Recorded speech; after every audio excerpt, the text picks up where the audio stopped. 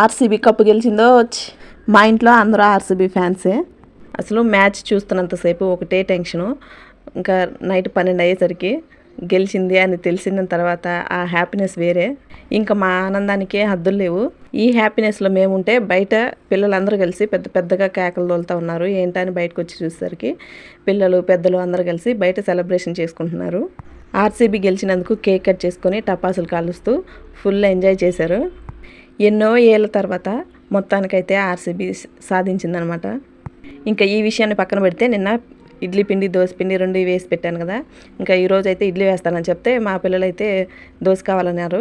ఇంకా దోశను చూసి ఇంకా చికెన్ కూడా తెచ్చుకుంటాము, చికెన్ గ్రేవీ చెయ్యి, అట్లోకి బాగుంటుంది అని చెప్పారు. చికెన్ గ్రేవీలోకి ఎప్పుడైనా సరే మెత్తగా ఉంటే అట్లు బాగుంటాయి కదా. అందుకని స్పాంజ్ లాగా మెత్తటి దోశలు అయితే పోసాను. అట్లయితే చాలా మెత్తగా స్మూత్గా చాలా బాగా వచ్చాయి. చికెన్ గ్రేవీ కూడా చాలా బాగా వచ్చింది, థిక్ గ్రేవీ లాగా బాగా వచ్చింది.